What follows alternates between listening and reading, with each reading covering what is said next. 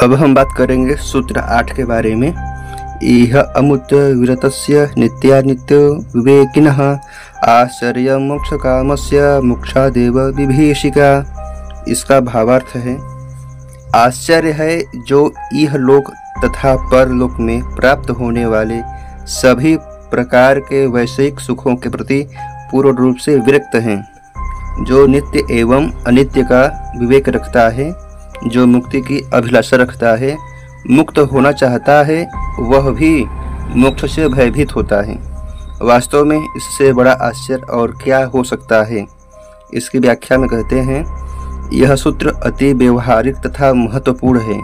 मोक्ष प्राप्त करने की कामना रखने वाला मोक्ष से भयभीत होता है, मुक्ति की बात तो करता है परंतु मुक्ति के साधनों को नहीं अपनाता। उसे इस बात का डर रहता है कि असंभावित के चक्कर में जो प्राप्त हुआ है वह भी कहीं हाथ से न खिसक जाए। संशय है कि यह अवस्था केवल अज्ञानी मनुष्य में होती है, ऐसी बात नहीं है।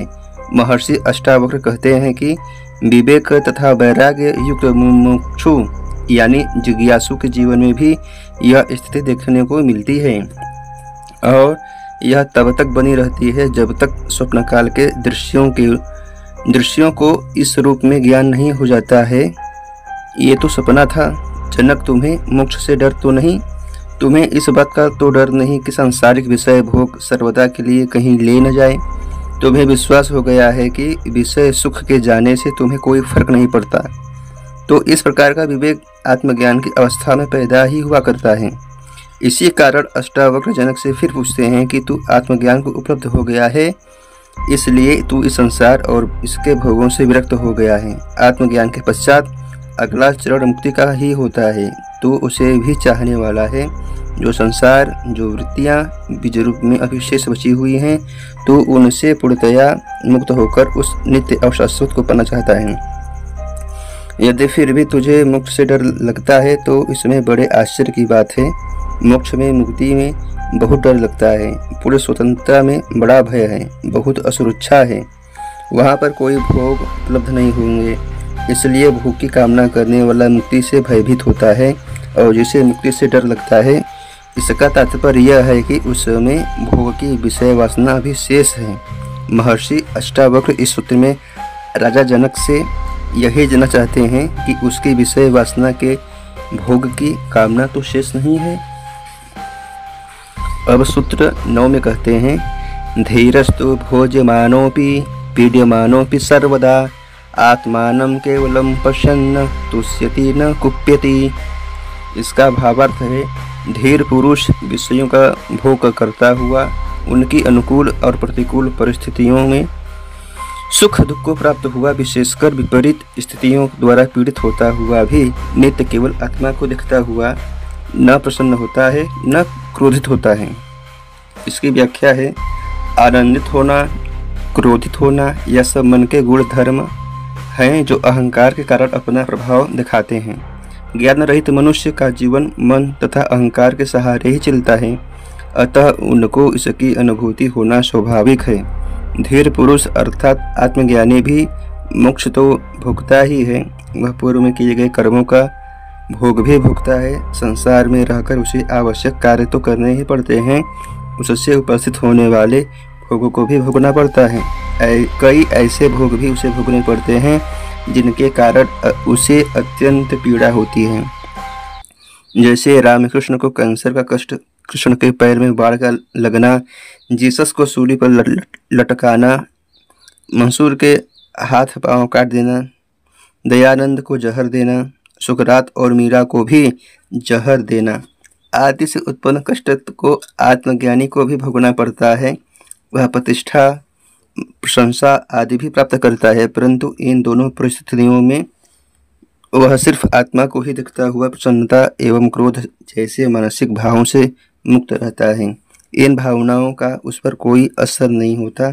यदि वे ज्ञानी को प्रभावित करते हैं तो वह यह ज्ञानी हेतु आश्चर्य की बात है कि उसे अभी ज्ञान नहीं हो पाया है। अब सूत्र 10 के बारे में बात करते हैं। चेष्टमानं शरीरं स्वं पश्यति अन्य शरीरवत् संस्तवे चापि निंदायां कथं क्षोभ्यन् महाशय। इसका भावार्थ है जो अपनी चेष्टाएं करते हुए शरीर को दूसरे शरीर की तरह देखता है वह महाशय पुरुष स्तुति एवं निंदा में भी कैसे क्षोभित होता है अर्थात क्षोभ को प्राप्त होता है। इसकी व्याख्या है। इस सूत्र में महर्षि अष्टावक्र रजाजनक से कहते हैं कि प्रशंसा सुन हर्षित एवं निंदा सुन क्रोधित तो वह होता है जो स्वयं को शरीर माने, लेकिन जब मनुष्य को आत्मज्ञान हो जाता है तब वह शरीर को आत्मा से अलग समझने लगता है। ज्ञानी फिर आत्मा को ही स्वयं का स्वरूप मानता है, शरीर को नहीं। ज्ञान होने के पश्चात भी उसका शरीर प्रयासरत रहता है। शरीर के प्रयासरत रहने से उसे प्रशंसा निंदा की भी प्राप्ति होती है, लेकिन ज्ञानी अपने इस शरीर से भिन्न मानता है और आत्मा की कोई क्या स्तुति अथवा निंदा करेगा। निंदा स्तुति का आत्मा पर कोई प्रभाव नहीं पड़ने वाला, इसलिए वह उस स्तुति तथा निंदा से क्षोभ को प्राप्त नहीं होता। उसे दुख तब होता है जब वह उस स्तुति तथा निंदा को अपनी प्रशंसा तथा निंदा समझता है। ज्ञानी स्वयं को शरीर नहीं मानता, आत्मा मानता है, इसलिए उसे सहज रूप में न तो स्तुति से हर्ष होता है न निंदा से उद्वेग। उसे ऐसा लगता है मानो यह निंदा और प्रशंसा किसी की और की जा रही है। शरीर से आत्मा का नाता भी न होने पर भी ऐसी अनुभूति होती है। यदि ज्ञानी को भी ऐसा क्षोभ होता है तो इसका तात्पर्य है कि उसे अभी ज्ञान नहीं हुआ है। अब सूत्र 11 के बारे में बात करते हैं। माया मात्रम इदं विश्वं पश्यन् विगत कौतुकः अपि सन्निहितो मृत्यो कथम त्रस्यति धीरधिः। इसका भावार्थ है जिस धैर्यशाली बुद्धि वाले मनुष्य ने इस संसार के न होने का अनुभव प्राप्त किया है, जो माया के रहस्यमय खेल से ऊपर उठ चुका है, वह धीर पुरुष मृत्यु के पास आने पर क्यों भयभीत होता है, अर्थात नहीं होता। जो तत्वज्ञानी है, जिसकी बुद्धि स्थिर हो गई है, जिसे जगत के स्वरूप का अपने स्वरूप का निश्चय हो गया है, वह मृत्यु से भी नहीं डरता। महर्षि अष्टावक्र जनक से कहते हैं कि तू अपना निरीक्षण कर, कहीं तुझे अपनी मृत्यु का डर तो नहीं। मृत्यु यदि तेरे सम्मुख आकर खड़ी हो जाए उस समय तू डरेगा तो नहीं। इसके बाद वे कहते हैं कि अज्ञानी हेतु तो संसारी ही सत्य है, वह इसी में रहता है, खाता पीता है, हंसता खेलता है, बड़ा होता है, स्वयं को विकसित करता है, जगत के राग द्वेष प्रेम घृणा सभी से प्रभावित होता है।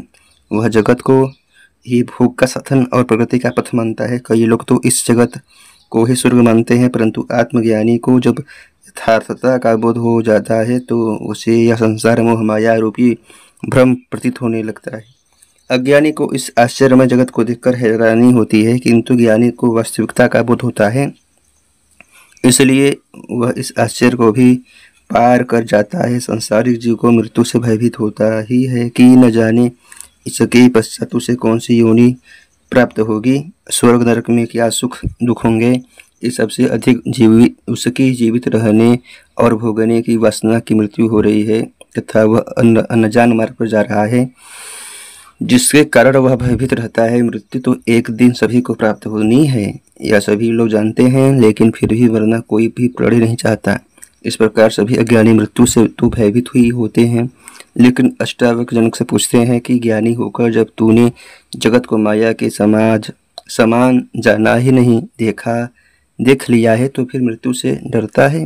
क्योंकि जो ज्ञानी होते हैं वे मृत्यु से नहीं डरते, वे तो उत्सव के सदृश उसका स्वागत करते हैं। जो शरीर के प्रति आसक्ति रखते हैं उन्हें ही मृत्यु का भय अधिक लगता है। सूत्र 12 निहि स्प्रियहं मानसं यस्य नैराश्ये अपि महात्मनः तस्यात्मज्ञानं तृप्तस्य तुलना की न जायते। इसका भावार्थ है जिसकी सारी कामनाएं समाप्त हो चुकी हैं, यहाँ तक कि उसका मन वह नैराश्य यानी मोक्ष में भी स्पृहा नहीं रखता, अर्थात उसे मोक्ष की भी कामना नहीं है। ऐसे आत्मज्ञान से तृप्त महात्मा की तुलना किससे की जा सकती है? किसी से नहीं। ऐसा महात्मा अतुलनीय होता है। इस सूत्र में अष्टावक्र जनक से बहुत उच्च स्तर का प्रश्न करते हैं कि संसारी प्राणी तो मृत्यु से भयभीत होता है, परंतु ज्ञानी को तो मृत्यु का भय नहीं होना चाहिए। भय का कारण इच्छा और वासना है, इन्हीं के छूटने से भय होता है, अन्यथा भय का तो कोई कारण ही नहीं होता। अष्टावक्र कहते हैं कि ज्ञानी मनुष्य इस भौतिक जगत की तो क्या मोक्ष की भी इच्छा नहीं करता। मोक्ष की इच्छा तो तब हो जब बंधन सत्य हो। वास्तव में तो दोनों मिथ्या है। परंतु यदि ज्ञानी मनुष्य ऐसा करता है तो वह भी उसकी कामना वासना है। जहाँ वासना है वहाँ मोक्ष नहीं है। जो बिना किसी प्रकार की कामना करते हुए सिर्फ आत्मज्ञान से संतुष्ट है, सिर्फ आत्मानंद का ही अनुभव कर रहा है, वह मुक्ति ही है, मुक्ति से भी बढ़कर है। ऐसे मनुष्य की तुलना किसी से भी नहीं की जा सकती। महर्षि अष्टावक्र जनक से यही जानना चाहते हैं कि ऐसे कि मोक्ष से स्पृहा तो नहीं है। अब हम बात करते हैं सूत्र 13 के बारे में। स्वभावदेव जानानो दृश्य में तन्न किंचन इदं ग्राह्यम इदं त्याज्यम स किं पश्यति धीरधिः। इसका भावार्थ है, जो धीर बुद्धि वाला स्वभाव से सहज रूप से इस बात को भली भांति जान रहा है कि यह दिखाई देने वाला दृश्यमान संसार है ही नहीं, उसकी दृष्टि में इस जगत में क्या ग्रहणीय है और क्या त्यागने योग्य अर्थात कुछ भी नहीं। अज्ञानी मनुष्य को आत्मा का ज्ञान प्राप्त नहीं होने से वह इस संसार को ही सब कुछ मानता है। परंतु जिसे आत्मा का ज्ञान प्राप्त हो गया है, उस ज्ञानी को आत्मा की संपूर्ण शासन सत्ता ज्ञात होने लगती है। वह संसार को अनित्य माया जाल भ्रम समझने लगता है। उसे आत्मा ही नित्य और महा सत्य दिखलाई देता है। फिर वह इससे इस न रहने वाले जगत से क्या प्राप्त करने की कामना करता है। जिसे वह अनमोल विराट मिल गया, वह तुच्छ को प्राप्त करने की अभिलाषा क्यों करेगा। आत्मज्ञानी है तो सब दृश्य जगत स्वभाव से ही कुछ नहीं है और सब कुछ आत्मा ही है। उसे ऐसा ज्ञान हो जाता है। ऐसा ज्ञानी मनुष्य इस जगत में न तो कुछ त्यागने के योग्य समझता है और न ही कुछ प्राप्त करने के योग्य समझता है। त्यागना और ग्रहण करना ये दोनों अहंकार ही के रूप होते हैं। अहंकार वैसे संसारी सब कुछ स्वयं हेतु पाना चाहता है एवं उनका त्याग करना भी अहंकार ही है। वह त्यागता भी है तो यही सोचकर त्यागता है कि यहाँ पर छोड़कर स्वर्ग में मिलेगा। पाखंडी अहंकारी सब कुछ त्याग कर नग्न हो जाता है। लेकिन उसका ऐसा करना भी यदि अहंकारवश है तो यह त्याग नहीं है, मूढ़ता है। त्यागना प्राप्त करने की कोई अनिवार्य शर्त नहीं है। जहाँ पर भी मैं की उपस्थिति होगी, करने वाला मौजूद होगा, वह अहंकार भी होगा। ज्ञानी त्याग करता नहीं है, उससे त्याग घटता है। त्याग होता है, किया नहीं जाता। वह स्वयं का सब कुछ कभी भी नहीं समझता है, सब कुछ ईश्वर का ही मानता है। इसलिए सभी में उसे उस परमात्मा का अंश दिखलाई पड़ता है। वह इस सारहीन जगत को कंकड़ पत्थर से अधिक महत्व नहीं देता। फिर वह किसका त्याग करे और किसको ग्रहण करे अर्थात प्राप्त करे। भोग एवं त्याग दोनों ही अहंकार के रहने पर होते हैं। ज्ञानी के लिए दोनों का ही कोई महत्व नहीं है, अर्थात दोनों ही निरर्थक सारहीन हैं। अब हम बात करेंगे सूत्र 14 के बारे में। अंतः त्यक्त कषायस्य निर्द्वंद्वस्य निराशशः यदृच्छया गतो भोगो न दुखाय न तुष्टे। इसका भावार्थ है, जिसकी अंतःकरण के कषाय यानी दोषों को त्याग दिया है और जो द्वंद्वों से ऊपर उठा हुआ है, जिसमें किसी भी प्रकार की लालसाएं आशाएं नहीं हैं, ऐसे पुरुष को दैवयुग से प्राप्त भोगों में न दुख है और न ही सुख है। इसकी व्याख्या में आपको बता दूं कि अध्याय 3 का अंतिम सूत्र है, यानी इसमें कुल 14 सूत्र हैं अध्याय 3 में। तो इसका अंतिम सूत्र में है। इसके अंतिम सूत्र में महर्षि अष्टावक्र राजा जनक से कुछ पूछते हैं कि तू आत्मज्ञानी है, तेरे चित्त का विषय वासनाओं संबंधी संपूर्ण मैल धुल चुका है, तू द्वंद्व रहित तथा आशा रहित हो चुका है। तुझे देवयुग से प्राप्त भोगों को ईश्वर का वरदान समझकर भोग करना चाहिए। तुझे इनमें सुख दुख की अनुभूति नहीं होनी चाहिए, अर्थात जो भी अच्छा बुरा होता है उसे ईश्वर की इच्छा समझकर भोग लेना चाहिए। अगर ऐसी प्रतिक्रिया होती है तो इसका अर्थ है अभी मन जीवित है, आत्मज्ञान नहीं हो पाया है। ज्ञानी वही होता है जो अपनी बुद्धि से धैर्यपूर्वक सहज रूप से जीवन व्यतीत करता है। क्या अच्छा है, क्या बुरा है, क्या प्राप्त करना है, क्या छोड़ना है, इसका निर्णय वह स्वविवेक से ही करता है। वह सांसारिक नियमों, रूढ़ियों, परंपराओं, मर्यादाओं से प्रभावित नहीं होता। अष्टावक्र इन 14 सूत्रों के द्वारा राजा जनक के आत्मज्ञान की परीक्षा कर रहे हैं। और अगले अध्याय में, अध्याय 4 में अब देते हैं राजा जनक उत्तर।